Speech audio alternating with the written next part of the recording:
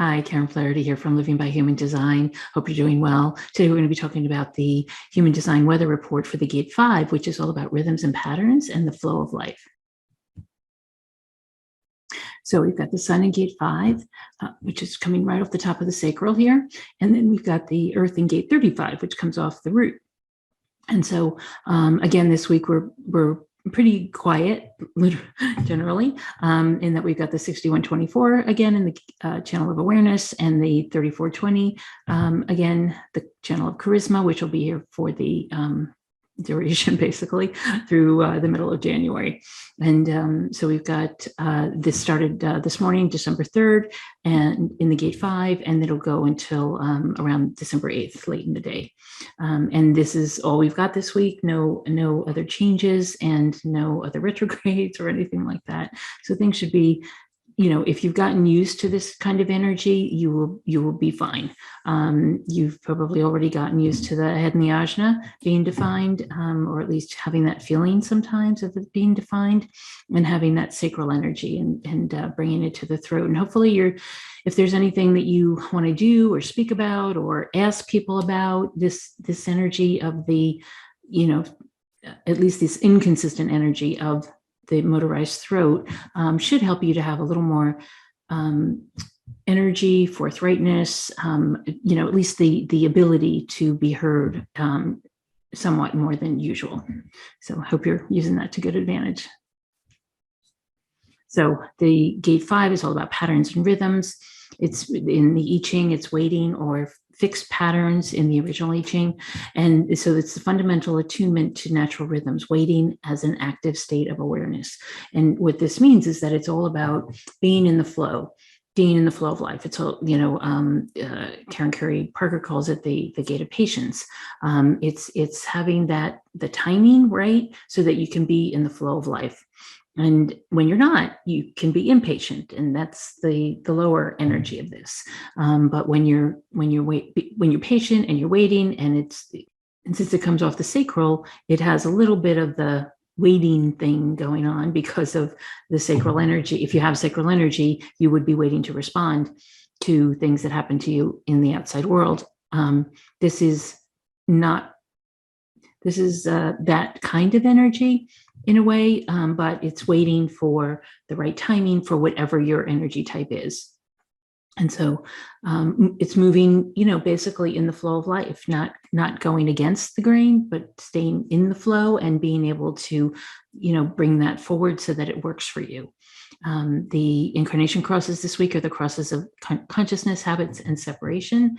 And the Gate 35 is in the Earth, and this is all about change. So it's all about changing, making changes, wanting to do different things, wanting to get to be an expert at different things, or at least well accomplished at certain things. We call it the jack of all trades, is this gate.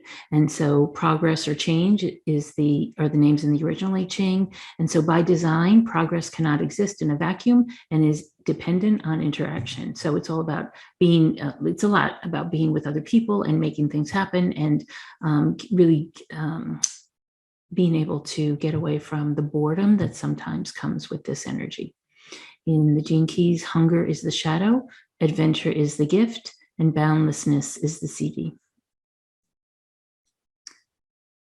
So as I mentioned, the Gate 5 can also be about patience. And so, as Richard says in this graphic, patience smooths rough edges, keeps your heart and mind open, and makes life seem simple and easy.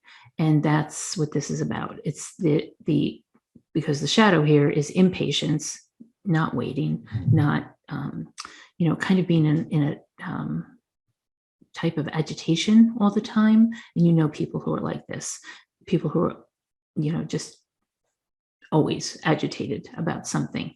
And usually it's because they're not in the flow, because they're not waiting, because they're not wanting to allow things to happen. They feel like they need to make things happen. And so this is, here we call the shadow impatience.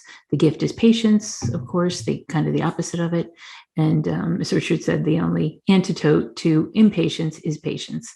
And so we learn over time, right, that we want to take a deep breath and make sure that things are working. And really, this is all about breathing. This really has a lot to do with the breath, even though it is coming off the sacral. It's basically that deep kind of breathing from the diaphragm, breathing so deeply that you're able to slow the body down and get out of the agitation and allow yourself to get into a state of calm and peace and flow, right? And the CD here is timelessness. So, as Richard said, when you find yourself moving through a difficult period, it means that all life is moving through a difficult period. Our kind of go-to, our default, is to think that it's just us, right? That it's just us who can't seem to be in the flow, who can't seem to find ourselves, who can't give up the agitation. But it's not usually the case. I mean, look at what's going on now with the pandemic and how people are adjusting to it and making changes and really showing, I think, a lot of patience with what's gone on and what needs to happen and what will keep the most of us as safe as possible.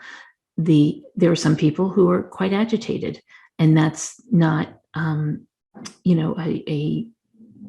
comfortable place to be. It's really quite uncomfortable for people, although people get used to it. There's some people who are just agitated all the time and they love it, and that's okay. They tend to, they're always looking, they're always pushing, they're always wanting something different. And if they were in the flow, things might come a little more easily, right? It's all because it's about the law of attraction. Allowing things to come in the right timing is usually a much more kind of easy and graceful way to be.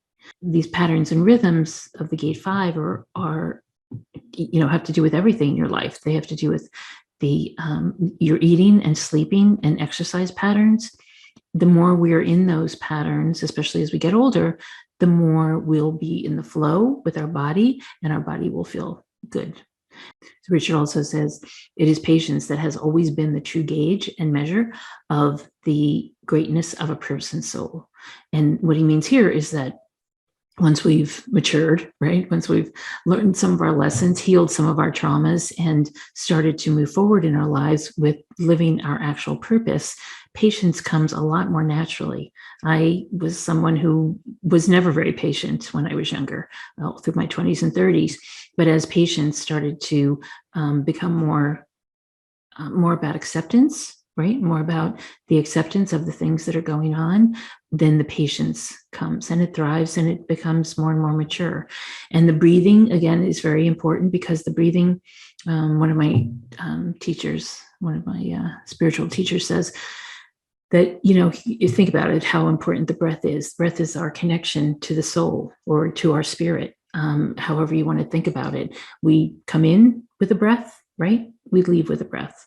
And in between, the more we can breathe, the more we can take a deep breath, the more we can really be content and calming ourselves with those breaths, the better we'll feel.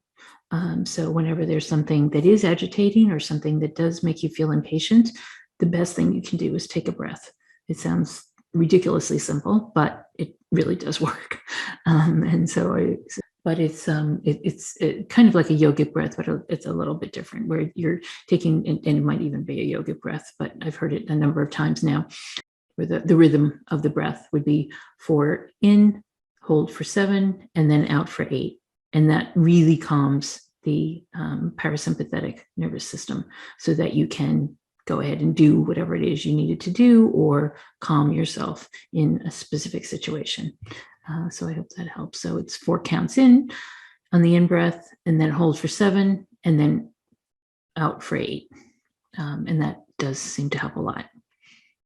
So in the Sun Gate 5, we've got, so they said the right angle cross of consciousness, the juxtaposition cross of habits, and the left angle cross of separation. We've got a number of people who are who could come up with rhythms and patterns in their lives that worked for them, right? So people like Walt Disney, Margaret Cho, who, she's a comedian. Rhythm is a big part of comedy, right? It's getting the rhythm, getting the pattern of the words, so that they actually make sense and are funny. at the end. Got a number of musicians here. So Nicki Minaj, Jim Morrison, and Greg Allman were both born on the same day, exactly the same day in the same year, which was kind of interesting.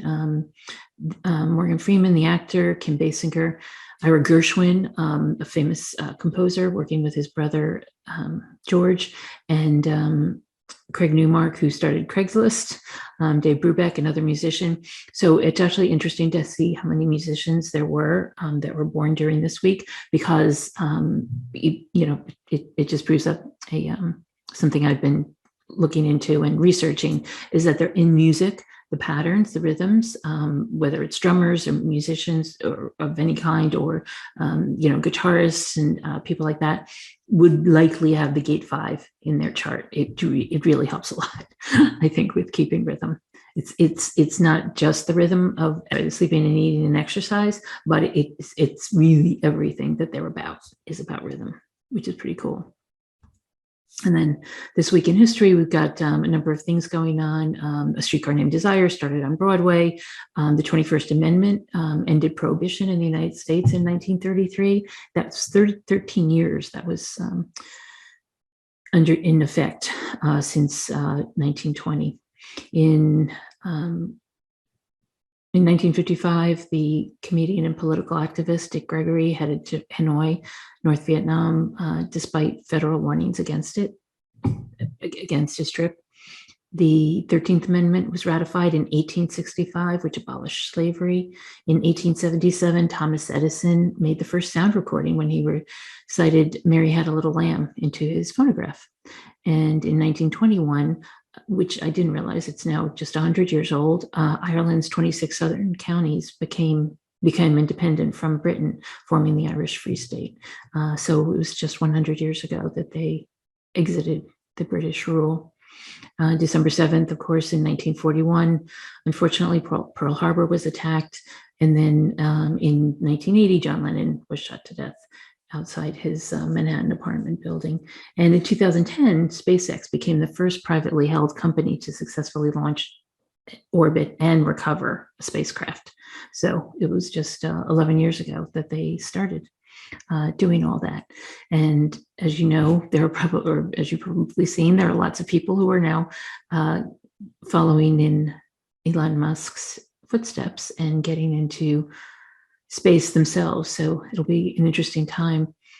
So this week, watch for the rhythms and patterns of your life, the ones that work, the ones that don't work, the ones where you might want to tweak them a little bit, so that you're taking good care of yourself through the holiday season and making sure that you're getting the rest and the nutrition and the exercise that you need to keep you going through this time, because it can be a stressful time. And the more you keep in the rhythm, the more you find what your body likes and do that, the better you'll feel. So I hope you have a wonderful week, and I'll see you next time. Take care.